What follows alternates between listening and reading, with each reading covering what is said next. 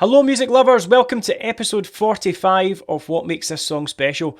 The show where every week I take a different song, I talk about why it's special to me, why is it a soundtrack song to my life, what does it take me back to, where was I the first time I heard it, that type of thing. I'll then follow up with a part 2 where I'll do my own cover version of the song, and we'll talk a wee bit about the song and the singer's technique as well towards the end. This week, I'll take you back to around about 1999, 2000. I just left school. I was taking a year out, which turned into about 5 years out, I think, or more, to sort of pursue my career as a rock star, a wannabe rock star. I was at a point in my life where I was saying yes to anything musical that came my way, any sort of musical venture, and along came Exceptional Ventures Theatre Group. You see what I did there? And they asked if I would be interested in being in their upcoming show. I've never been like a huge musical theatre fan, and I'll explain that in a minute, but because I could sing, I'd kind of been forced by my music teachers to be part of the school show in 5th year at high school, which was Guys and Dolls, which is a great show, to be fair, a really good show. And I ended up loving the experience so much that I didn't wait around to be forced into our school production of Grease in 6th year.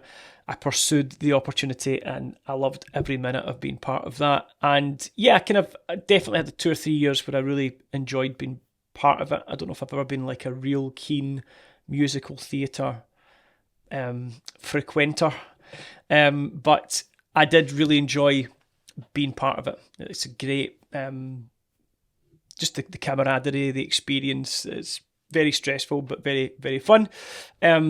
So even though my real dream was to be in a rock band or be a famous singer-songwriter, as I said, the sort of camaraderie and overall experience of being in a musical was just really appealing. And that so appealing that when Exceptional Ventures came along, I was 100% in. I just thought, yeah, let's do it, let's go for it. The theatre group wasn't anything to do with school, but it had been set up by Alex Muirhead, who had been the director of the school shows that I was in, an absolute genius at directing musicals. My music teacher from school, Mrs. Miller, another genius and total legend, and Alex's friend Carolyn, who was the choreographer, and I'm sure she was a genius too, but I know nothing about dancing, as you'll find out later. So not that I'm going to dance, but I'm going to talk about dancing. So auditions were set up for the upcoming show, and I landed the lead part. I got the big part, so over the moon with that. The show was going to be Boogie Nights, nothing to do with the movie. If you've seen the movie, it's not the same story, it's not the same show. I was not in Boogie Nights. It's all good. I wasn't in that Boogie Nights, I was in a different Boogie Nights. Those who know will know what I'm talking about.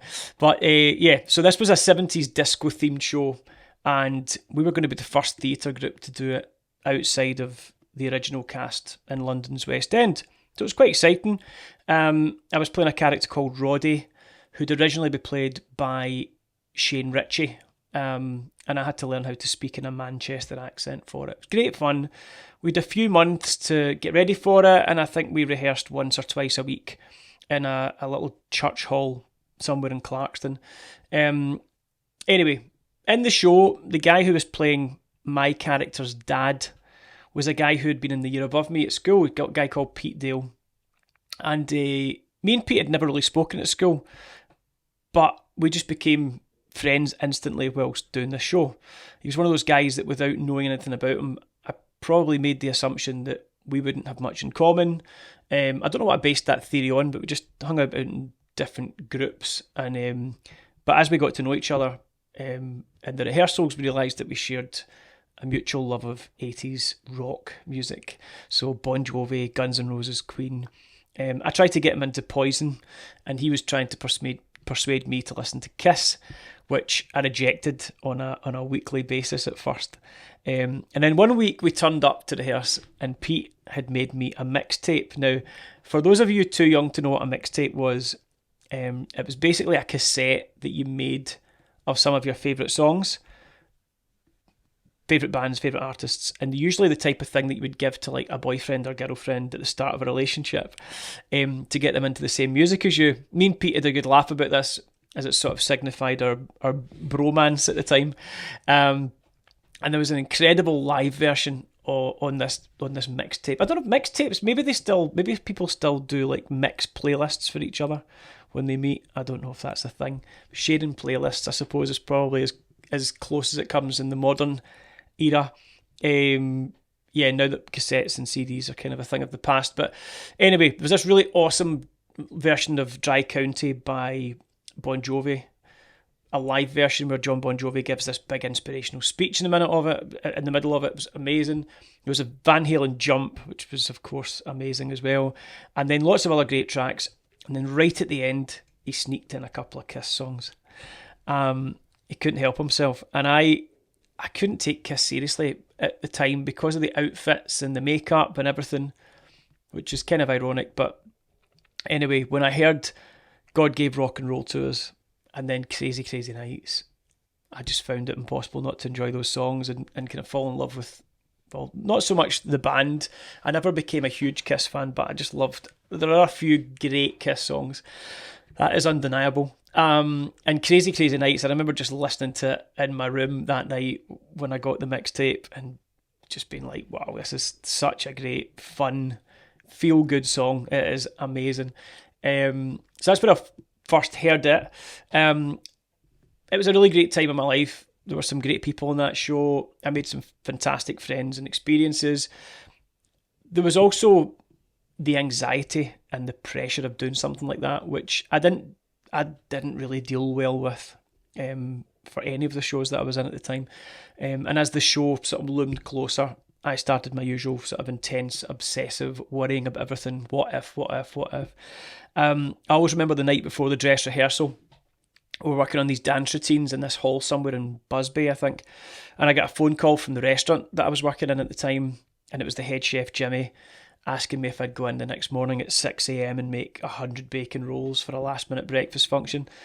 And I could never say no, and I was already stressed out, and the pressure of the show was crazy, and there was just so much going on. And yeah, I genuinely still sometimes have like nightmares. Or nightmares may be an exaggeration.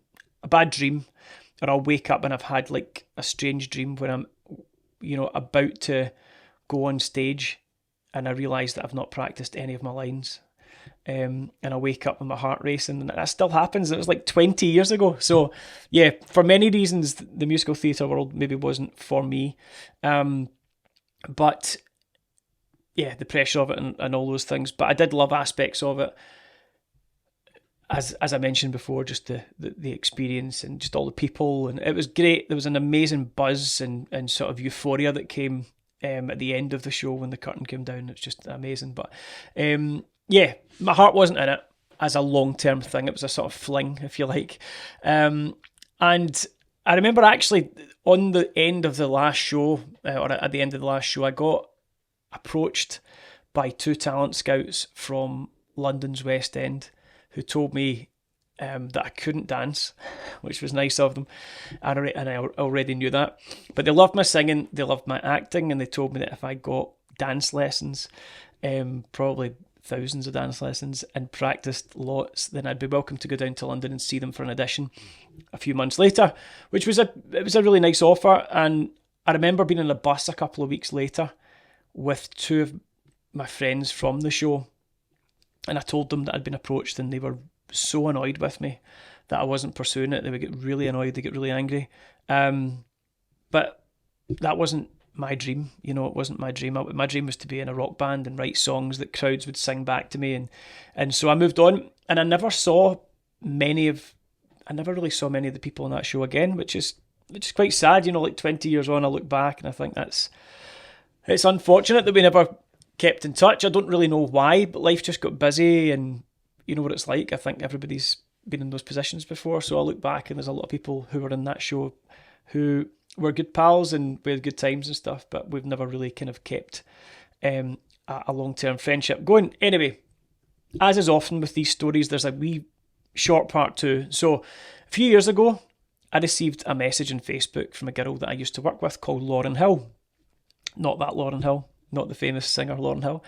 Just a great person, such a nice girl that we worked together in a restaurant a few years back. And she told me that she was getting married.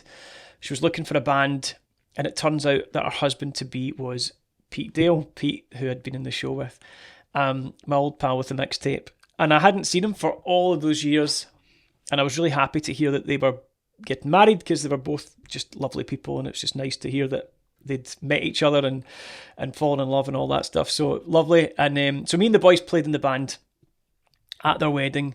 They had this amazing wedding. There must have been a couple of hundred people there. It was brilliant. And I had this surprise up my sleeve the whole night. I never told anybody about it. I just waited until we'd done the last dance, which is usually at a Scottish wedding, almost always is Loch Lomond. An amazing song. So as I said, I waited for the one more song chant that you would get at the end of a night where the crowd realises the night's finished.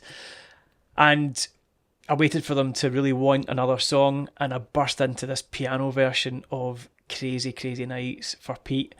And he just looked so happy. He was over the moon. And the two of them danced with about 200 of their friends and family around them to the Kiss classic. And I just thought back to that show when we were friends and about friendships that you make in life, and that sometimes for some reason you fail to keep in touch with certain people, and you kind of look back at those shared mutual and exclusive experiences and memories that you have with certain people that you maybe never see anymore. And that's why this song's special to me. That's why this week's song is special to me. Why is it special to you? Please leave a comment if it's a special song to you. Songs evoke memories and nostalgia in people, I'm sure, not just me.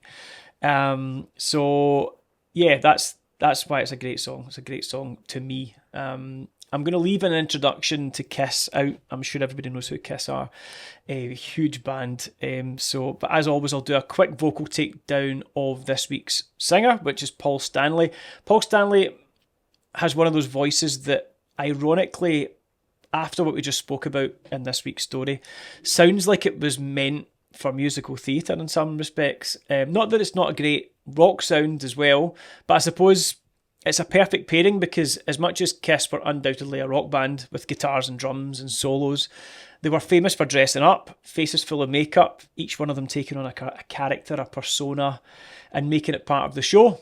They were a very theatrical band, and Paul Stanley's voice lends itself to that perfectly. You know, a much bigger vocal prowess than he ever gets credit for, I think. A huge range, distinctive tone and ability to sing in many styles, but still brings it back round to that sound that is undoubtedly Kiss when you hear it. He had some vocal problems on and off over the years, but it sounds like he definitely got some vocal coaching and made some great comebacks as well. So yeah, there's Paul Stanley's voice, there's the song, there's the story. I hope you enjoyed this week's little story. A light-hearted one this week. If anybody wants to get in touch for vocal coaching, for lessons, or to come on the show and do a wee duet, does anybody want to come on and do a duet?